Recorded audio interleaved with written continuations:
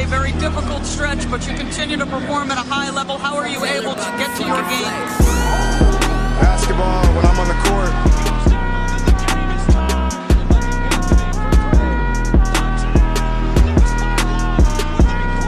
Rebecca, in the future, when you interview me, can you please take off your damn heels? He said, I'll present you, provided you let me wear your heels. We'll save that for later.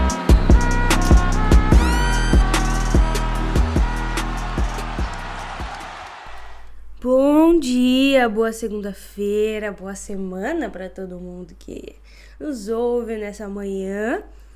A gente não vem pra cá desde quinta-feira, né? Faz tempo que a gente não faz um resumão diário, mas estamos aqui hoje, que é o que importa. Tem muita coisa pra falar, né?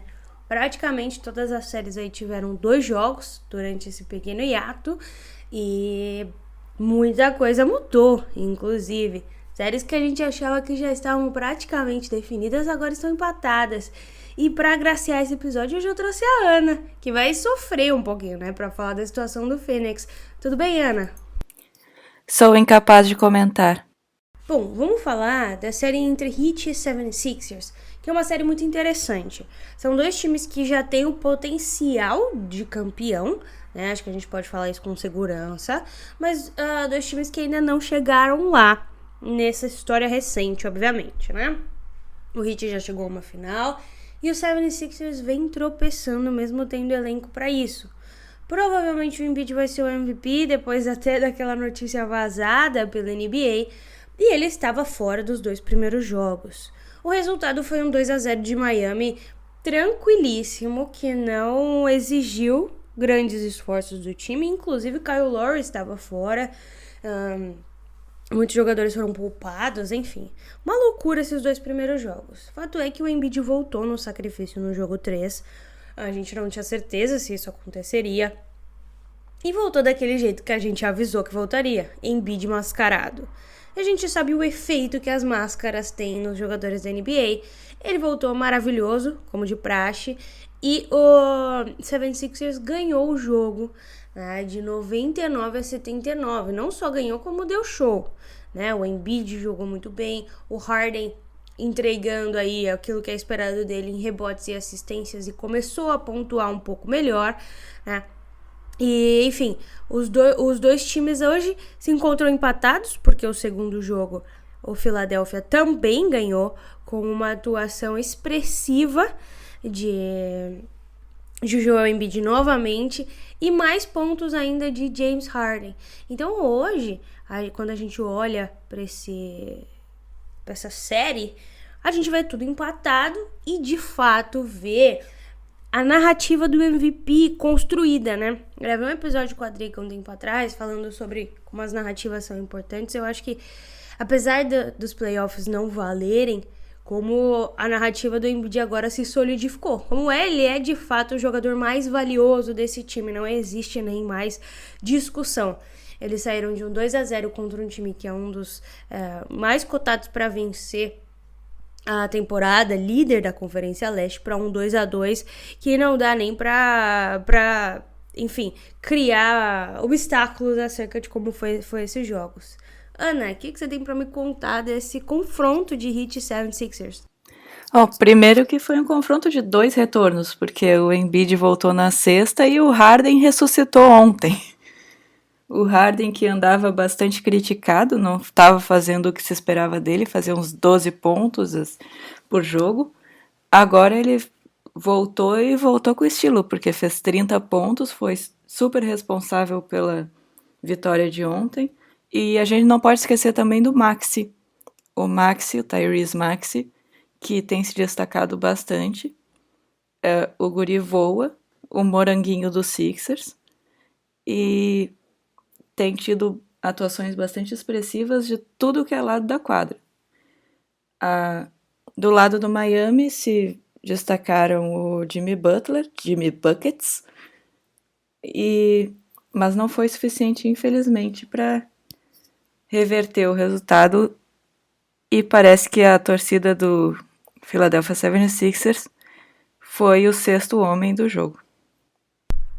uma torcida aí que é bem controversa, né? Mas, sem sombra de dúvidas, muito apaixonada pelo time e, enfim, deve estar bem mais feliz agora do que estava na semana passada. Isso eu não tenho dúvidas. Bom, um fator que foi muito importante nesse último jogo foram as bolas de 3, né? Bolas que são o ponto de segurança desse Miami Heat, que às vezes pode não ter tanto volume, mas sempre consegue entregar com Tyler Hero, com Duncan Robinson, com outros jogadores inclusive, essas bolas de segurança. Coisa que não aconteceu no último jogo, foi 20% somente das bolas de 3. E essa foi a maior disparidade aí quando a gente olha para os números, né? O Embiid chegou e já conseguiu segurar um pouco mais na defesa dentro do garrafão, apesar do Miami ainda ser mais dominante, né? Miami fez 48 pontos dentro do garrafão contra 34 do Philadelphia. Mas o fato é que o fator de desequilíbrio tem sido ainda assim o Joel Embiid. Não imagino que isso vai mudar enquanto ele estiver dentro de quadra. E a gente tem que lembrar, né? Ele está jogando com um polegar com ligamento rompido e com o osso da face quebrado. Se o homem tivesse inteiro, essa série já teria acabado, aparentemente. Mas vamos pro outro lado. Vamos falar de Phoenix Suns e Dallas Mavericks. Essa é uma série que muito me agrada. Uma série que coisas incríveis ou não tão incríveis podem acontecer. E a gente tinha, um 2-0 do Phoenix. Como era de se esperar, em casa, um time muito forte em casa, muito forte quando entra ganhando no último quarto. Muito forte não, né? Invencível, porque ganhou literalmente todos os jogos que começou o quarto vencendo. E chegou em Dallas, uma cidade apaixonada pelo seu time, apaixonada por basquete, e enfrenta do outro lado Luka Doncic e companhia, né? Nesses primeiros 2 jogos, o time do Dallas não tinha servido como apoio para um Luka Doncic fenomenal, inclusive, mas que ainda tem alguns problemas defensivos. Do outro lado, o Suns é um time muito completo. O Suns que tem segunda, terceira, quarta, quinta opção, se precisar. Inclusive, Bismarck Biyombo entra na quadra se precisar e contribui, né? É uma loucura esse time do Suns, a sua profundidade. Mas Dallas em casa reviveu das cinzas, tal qual James Harden, né? E jogou muito bem. Primeiro jogo, nós tivemos aí uma atuação de gala do Luka Doncic, impulsionado por seus comparsas.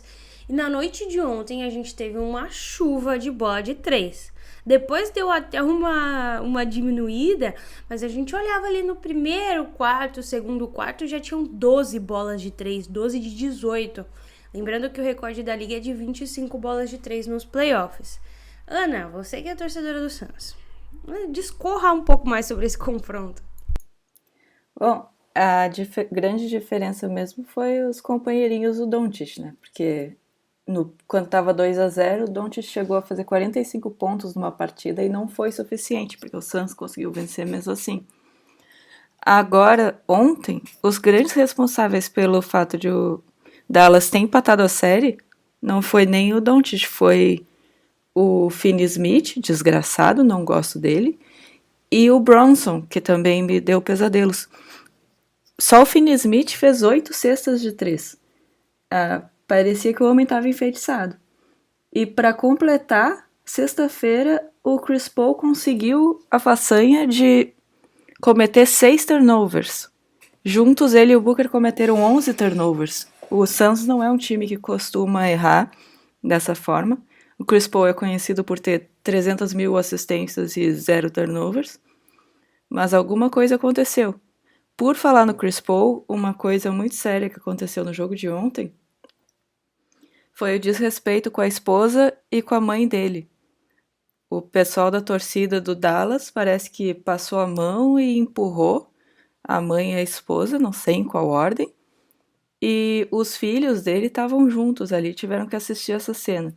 Por isso que o Chris Paul, saindo do ginásio, ele brigou com a torcida e estava furioso no Twitter, no maior estilo Restart. Agora o Suns vai ter que se organizar, um time que sempre foi conhecido nessa temporada por ser tão completo, por ter soluções para tudo, e as soluções foram passar uma temporada em Cancún. Vamos ver se voltam agora para os próximos jogos, porque estou sofrendo. E a zica é real.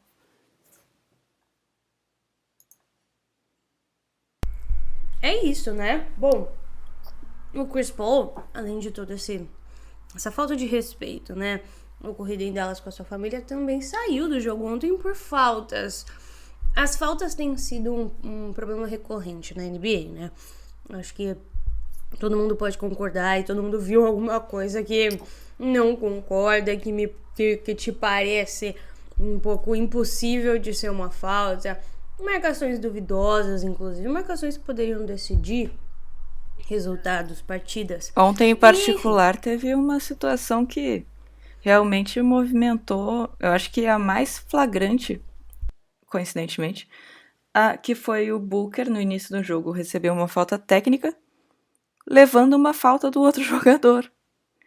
E essa falta técnica fez toda a diferença, porque depois o Chris Paul saindo por faltas, o Booker não podia de forma alguma sair também. Pois é. Temos aqui uma torcedora indignada pra provar que esses playoffs estão dando o que falar. E o fato é que o Chris Paul saiu por falta, Devin Booker terminou o jogo com 4 faltas, Jay Crowder e Mikal Bridges também com 4 faltas. O Doncic já tinha tido esse problema em outros jogos e é alguma coisa que a gente vai ver até o final das séries. Então, isso é um fator com que os times precisam aprender a lidar hoje. Não é algo que vai mudar, é algo que a gente critica, inclusive, há muito tempo dentro da NBA. É uma coisa que a gente vai continuar criticando e que, assim, se a gente não pode lutar contra, então vamos aprender a usar a nosso favor. E eu imagino que também foi uma coisa que o Dallas fez durante esses 2 últimos jogos. Colocou a arbitragem ao seu favor ao cavar essas faltas. Já que tá marcando tudo, então vamos partir para isso. Vamos mais para a linha de lance livre, né? Buscar esses pontos através das faltas. E tem dado certo. Falando em falta, vamos falar da última série aqui que a gente tem pra falar hoje, que é a série de Memphis Grizzlies e Golden State Warriors. Um time que, bom, 2 times na realidade, né, que já perderam um pouco da noção do intuito do playoff, já entraram nessa questão da briga, já virou uma espécie de discussão de internet. O Ja Morant vai e posta, Steve Kerr vai e posta. As coisas se perderam um pouco dentro daquilo que a gente imagina ser o escopo, né, de todos esses playoffs.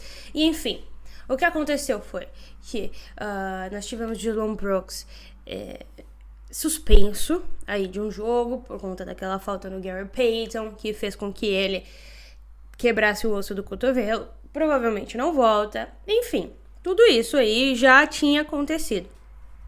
O que aconteceu depois foi uma lesão do Ja Morant no último jogo, né? O Ja Morant estava jogando muito bem, inclusive, 61% de field goal, 57% das bolas de 3, com direito a uma bola no meio da quadra, estava fazendo 34 pontos e se machucou.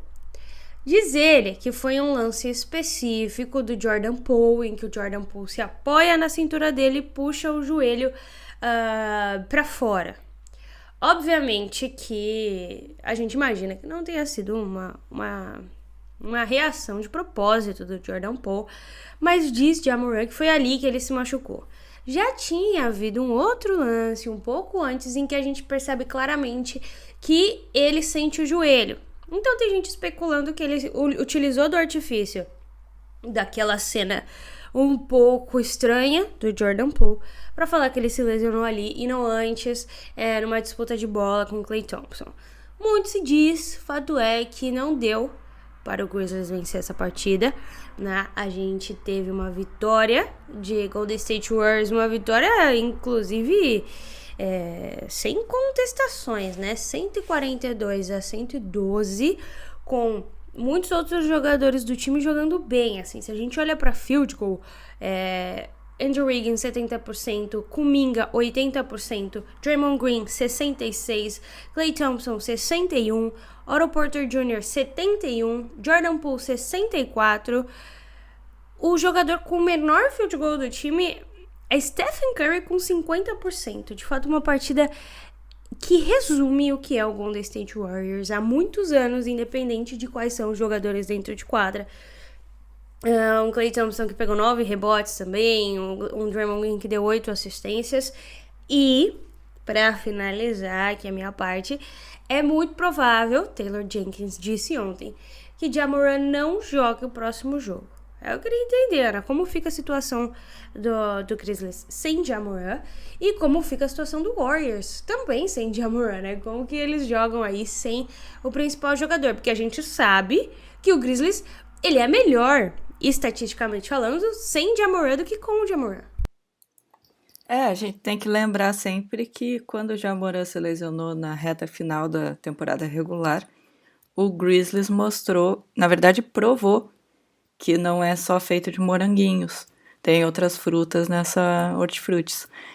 O que vários comentaristas já vinham comentando, inclusive na TV, a força do Desmond Bane, como o time era muito mais profundo do que se falava. Não é só o Ja Morant. O Ja Morant não joga sozinho e não evoluiu sozinho.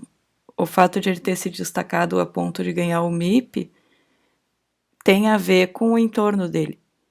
Só que, apesar de toda essa força do Grizzlies, mesmo sem Ja Morant, quando o pior field goal em quadra de um time é o do Stephen Curry, tu sabe que tá ferrado. Porque realmente o time do Golden State, embora tenha passado por alguns percalços durante a temporada regular, parece que finalmente tá o tal do Golden State completo, que tanto tinha suspense em torno. E além do Jordan Poole, que está se destacando muito nesses playoffs, o Klay Thompson deu pequenas amostras daquele antigo Klay Thompson que tanto queriam de volta. E o Kuminga também tem se destacado bastante. E realmente, como torcedora do Suns, e pensando também no lado dos pobres fãs do Memphis que sonharam tanto quanto eu, a coisa tá feia pra gente. E tá bonita pros fãs do Warriors.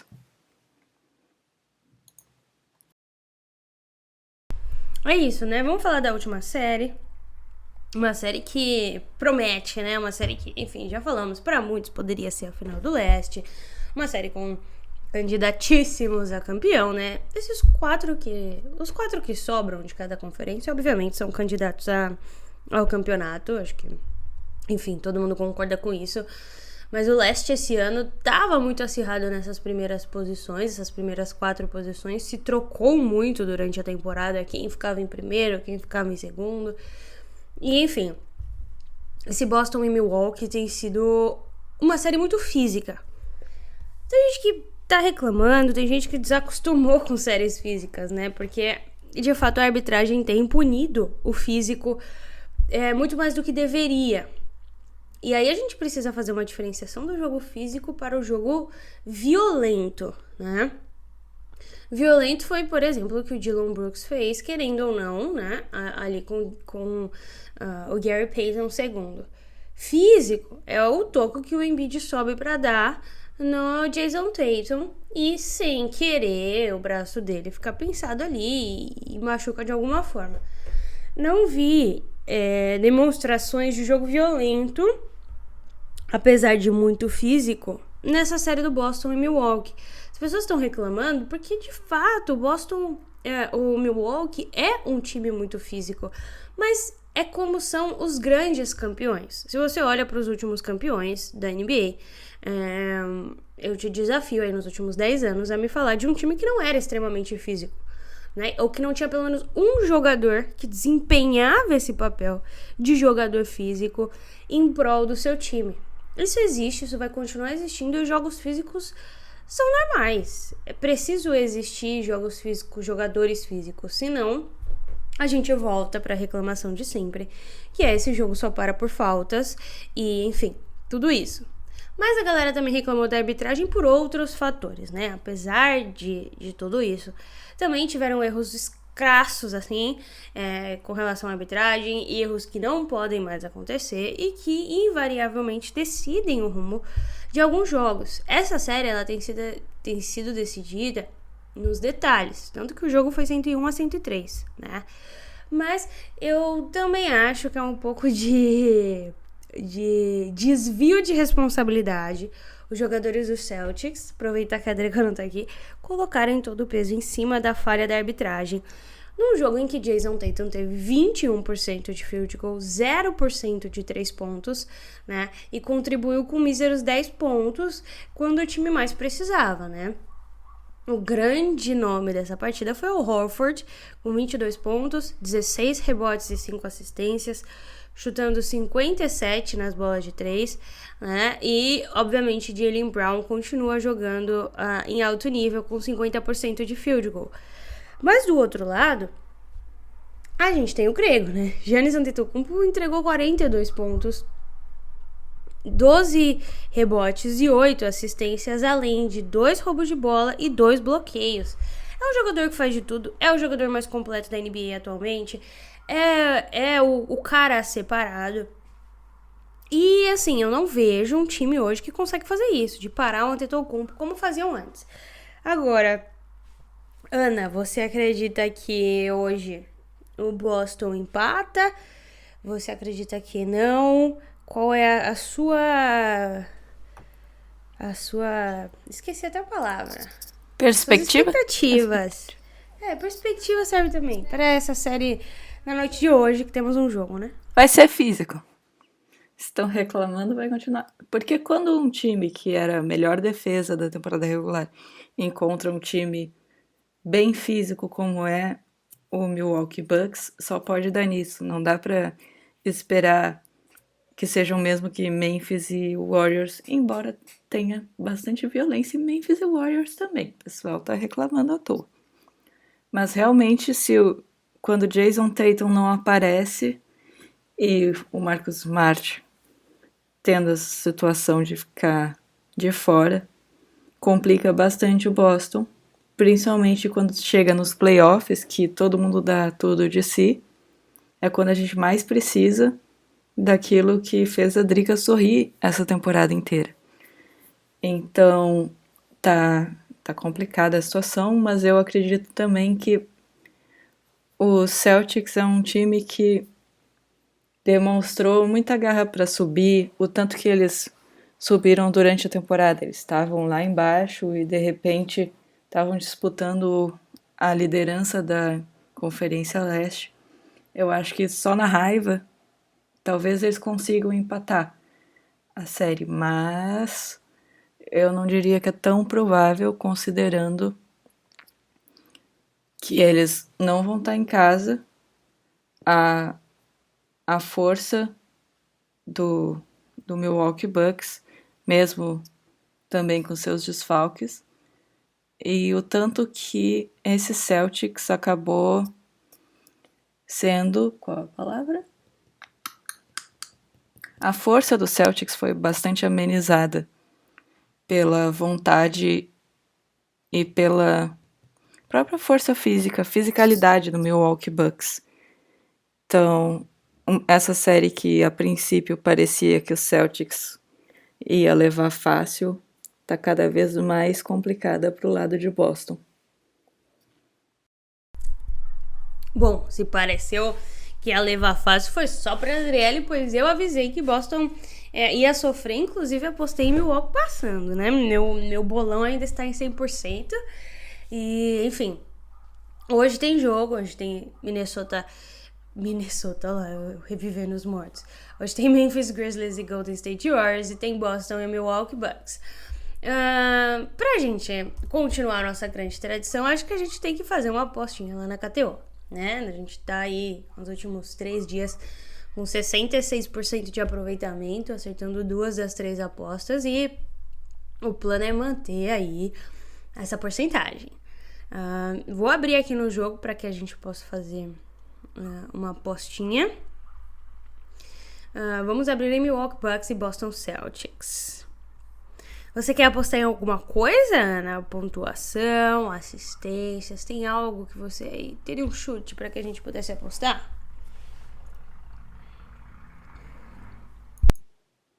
Eu acho que pela surra que levou, o Tatum vai dar uma acordada. Então as estatísticas dele vão ser bem melhores do que as do último jogo. Espera-se de um cara que foi quarto lugar na corrida pro MVP por bastante tempo nessa reta final.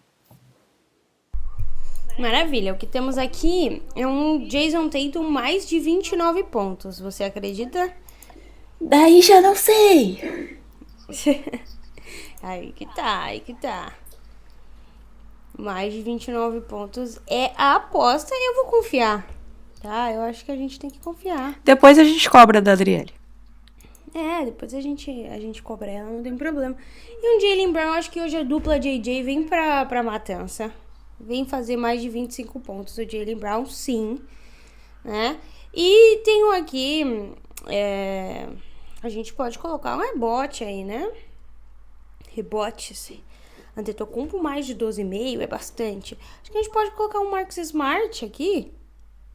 Mais de 2,5.